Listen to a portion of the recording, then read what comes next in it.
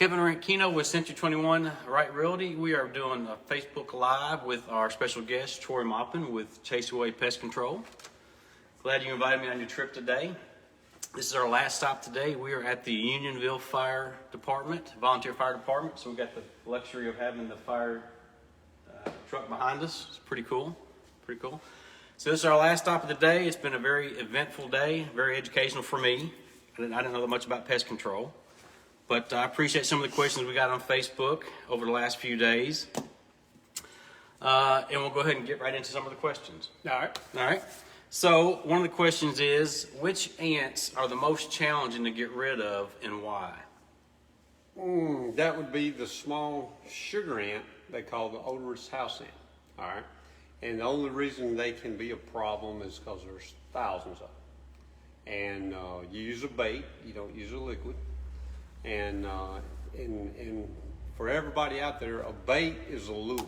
So if you bait inside the house, you're going to draw them inside the house. But if You don't want to do that. You don't want to draw them in your house. Right, but if you can find them working outside, you can bait and lure them from inside out. And takes 2 or 3 days. But if you have to bait indoors, which we're getting into winter, and they don't go dormant, they like living under slabs, and you're kind of forced to bait inside, then you'll have to deal with them for 2 or 3 days until it goes away. That's no bueno. That's no good. Well, but it is what it is. Then you have kind of like a guest for breakfast, right? You kind of. The guess you don't want. The guess you don't want. All right. What about? I had a question from Hannah. What about garden spiders? How do you get rid of garden spiders? Oh, Hannah, that's easy. Don't have a garden. No. Hey, a natural repellent for all spiders, good and bad, is peppermint. Peppermint. Yeah. You can get actually you can buy peppermint in a granule form. It's called a Centra. If you look up on the internet, it's a green product that you put around the house. It has like rosemary and thyme and things like that, but it also has peppermint in it. That is a natural repellent for all spiders. Interesting. And what about, I got a question from Sherry Pratt. What about getting rid of gnats? How do you get rid of gnats? I can tell you my secret. After I see about 4 gnats around my bananas, I think it's time to throw the bananas away because that means they're gone bad. Is that not a good sign? Or Well, sometimes they come in, you get gnats, you get fruit flies.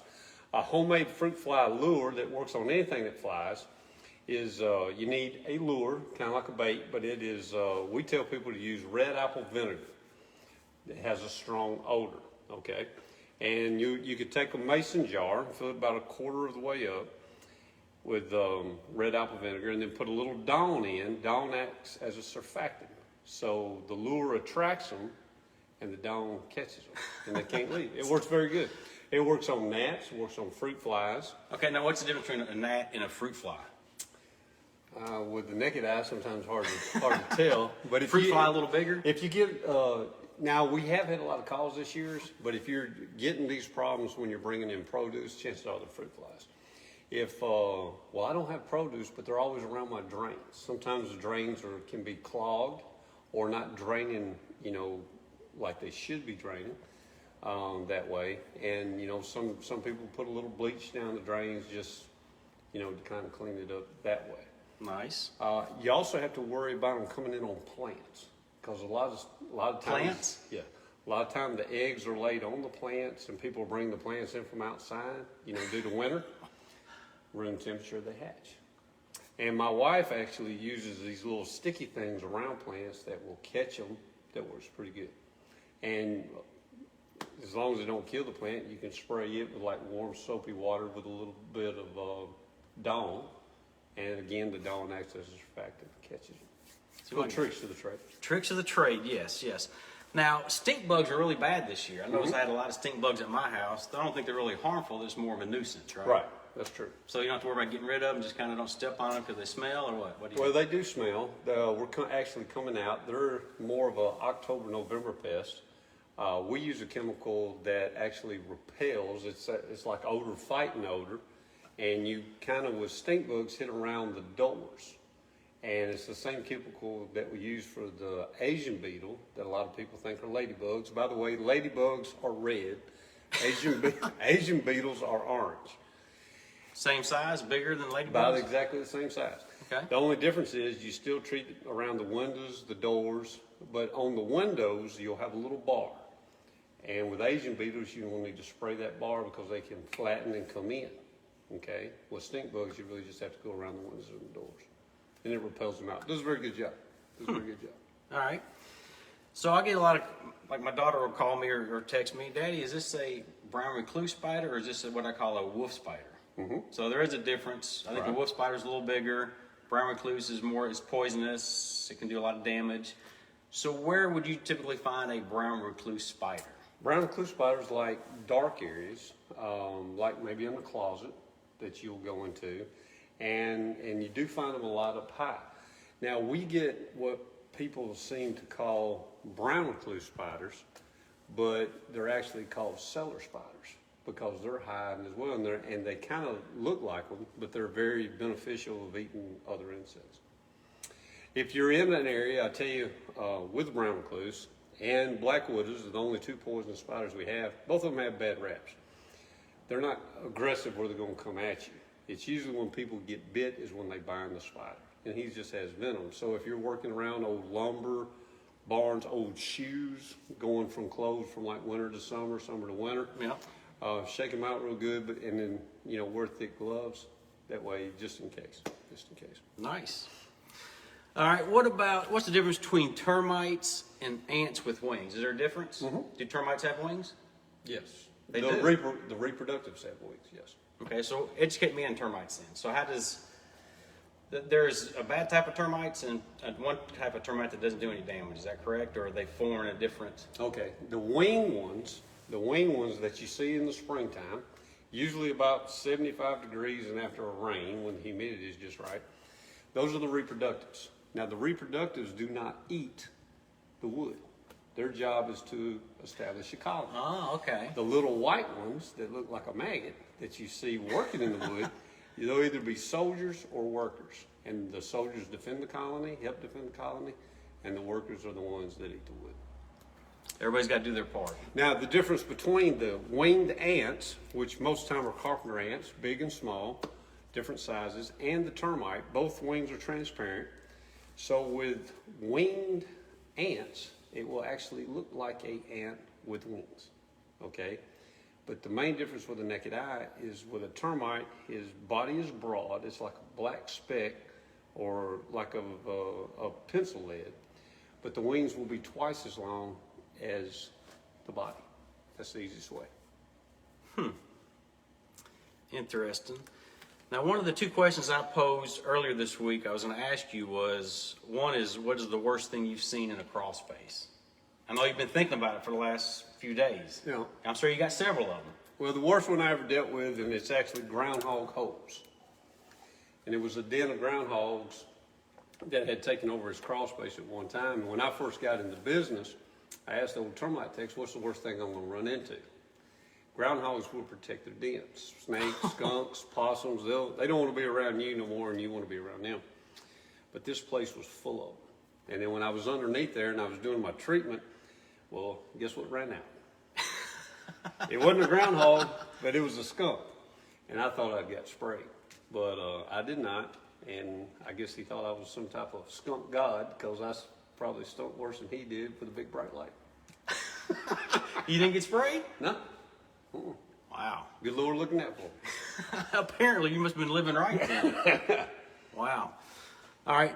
One of the things that happened to me, I used to live in a house.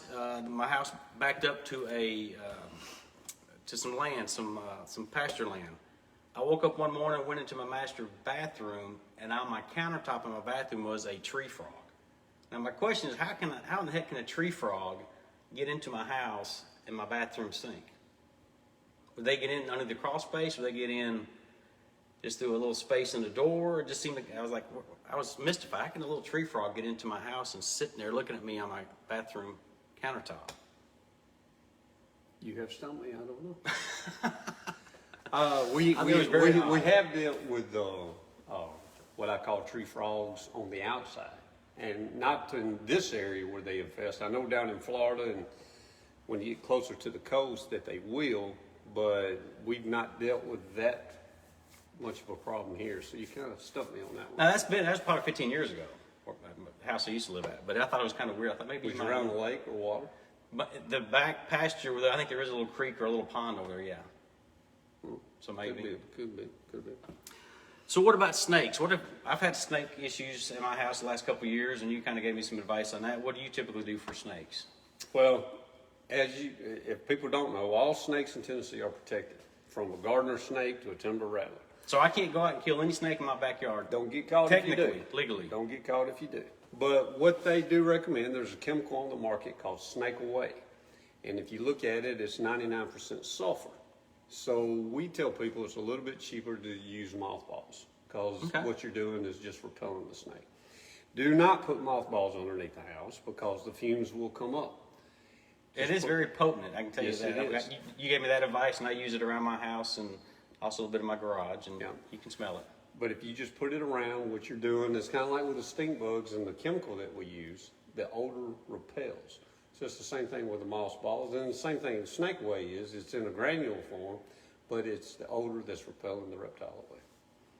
And it also works on lizards. If you got the blue-tailed lizards going around, they don't like it either. I don't have any lizards, so hopefully I won't get that issue at all. One of our first stops today, made a new friend, Terry Lynn. Shout out to Terry Lynn.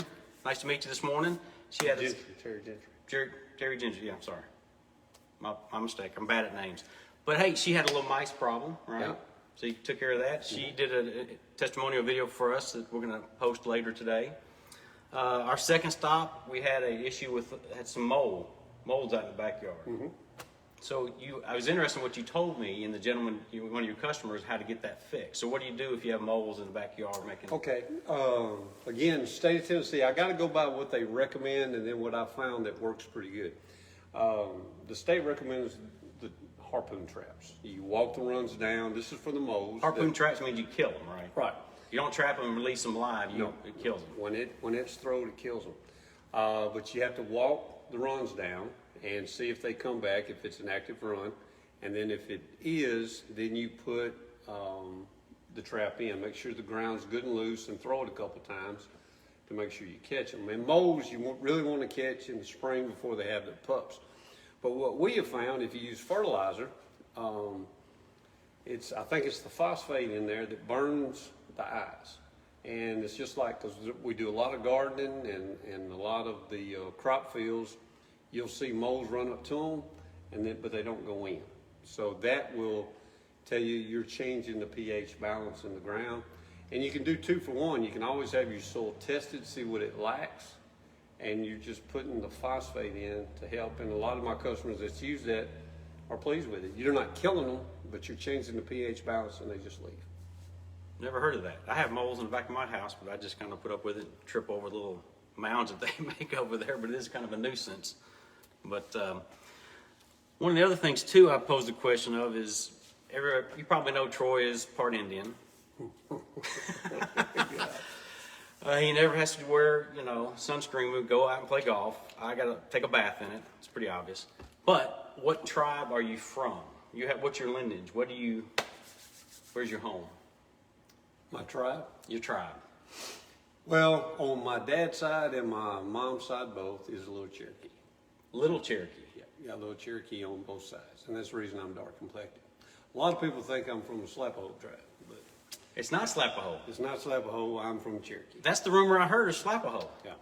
Little Cherokee. I know one of the guys asked, he was going to ask that, and he already told me, but no, it's Cherokee.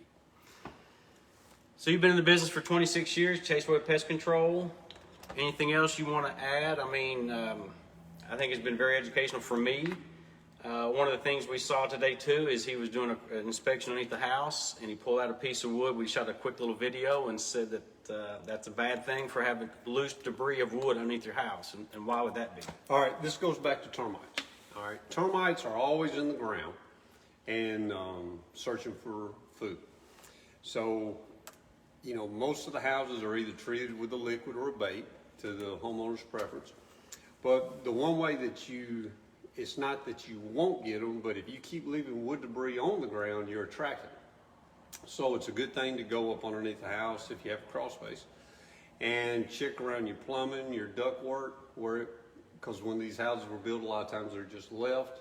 And even though you got plastic that may be laid or should be laid underneath, You may want to move that back and make sure there is no debris underneath there. Whether you see termites or not, you got any I loose will wood? tell you, 80% of the termite jobs I do all got started to wood debris on homes.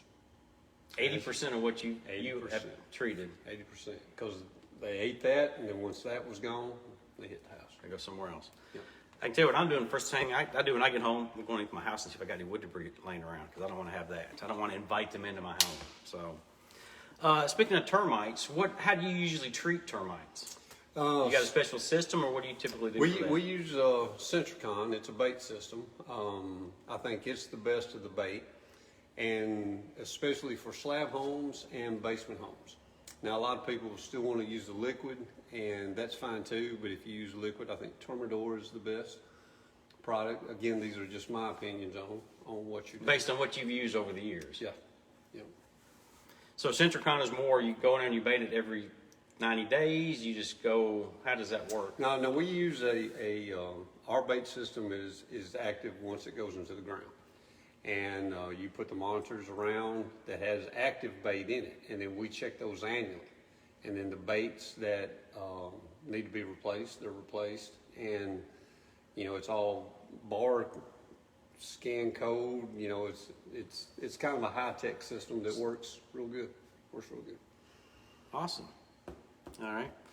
Anything else you want to inform everybody about what to look for, buying a home, selling a home? You made some good comments to me about what homeowners may not be thinking about as they're wanting to look at moving to a new house, what they could do before they put their house on the market, before they have an actual buyer. What could they do to kind of be beneficial and help them streamline that process of selling a house quicker or buying a house quicker?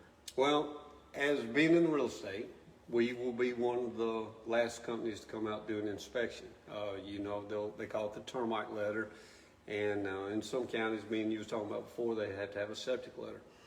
Well, if you know you're fixing to sell your house, hopefully you use Kevin, but it's a good idea to go ahead and have your house inspected to make sure you don't have any problems coming up, and just let your termite guy, whether me or anybody else, know, hey, I'm thinking about selling, I'm gonna need a letter, so it don't surprise you of what you're getting into if you wait to the end and it's like, I'm closing in 2 days and I got a termite problem. So you're saying if you're gonna sell your house in the spring, it'd be good to go ahead and get a termite letter or some sort of inspection late December or in early January before you put your house on the market, a month or so you're prepared for what it could be and get it rectified before you actually sell it. Yeah, no, your letter's only good for 90 days. Okay. So you want to wait till you got that contract on, but you can always have your inspection done and say, all right, I'll call you out twice, but I just want to make sure I don't have a problem. Gotcha. Okay. All right. Anything else you want to add that maybe we didn't cover? Any insects? Anything else that might be an issue this time of year? Well, whatever pictures and stuff Kevin I have for today, of course we're in the COVID deal that we're not used to. So what we're doing is a lot of outside treatments and not going in houses unless we have to. But one thing I will share with you that I don't know if me and you talked about, we're finishing up at Unionville Fire Department. When I started this business back in '94. It was called Unionville Termite and Pest, because this is where I'm from. We're about 10 miles south of Eagleville on 41. And, it was killing me going into Franklin, where we were raised, and Murfreesboro. They just didn't know, unless you sold cows, you didn't know much about Unionville. It's a nice area out here, but we went to, my wife actually, Lisa, she came up with the name of Chaseaway, environmental friendly. And it stuck. So, okay, that's the other question I want to ask you too. So you have two boys. Your first son is named Chase. Okay. Your second son is named. It's not named away, no. It's not named away. No, it's my oldest is Chase, my youngest is Jared. But no, the company wasn't named. The company was already named Chaseaway before Chase was born. I was gonna say, if you started the business under Chase for Chaseaway, second son was Jared. Is that Jared's jewelry store, the high-end stuff that everybody talks about? Is that? Yeah, I want to wish. No, it's great. Hey, if you have any questions about any termites, bugs, pest control, you can go just check out his website, chaseawaypestcontrol.com. You can call him. His phone number's on the website. You want to do a shout out for your phone number if they want to call you for anything? Your phone number? 931-619-1256. That's my mobile. And where do you service? You service? We service Franklin, Thompson Station, Spring Hill, Murfreesboro, of course, our county, Shelbyville, in Bedford County, Chapel Hill area, you know, just All right. in and around. And it's got our radius on the website of what areas we do service. And we'll go ahead and do a quick, we'll send something out on the internet, on Facebook, and just let them know all the questions and topics we covered. And so that way, if somebody's not watching this or they're trying to write all this stuff down, we can kind of type it up and just send out a quick, kind of like a Cliff Notes version of this conversation, so you can kind of be better educated as we move along with the pest control. Troy, I appreciate your time. Thank you. Enjoyed today. I got a lot of pictures. I'm going to do a little video real quick to let us know how a day in the life of a pest control expert. Need pest control expert knowledge, talk to Troy Maupin, Chaseaway Pest Control. Anything real estate related, give me a call. Kevin Ranchino, Century 21, Wright Realty. Hey, you going to show them pictures of the golf course?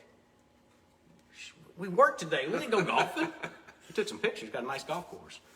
Guys, I appreciate it. Until next time, this is Tuesday Tip of the Week. # Team Ranchino. See ya.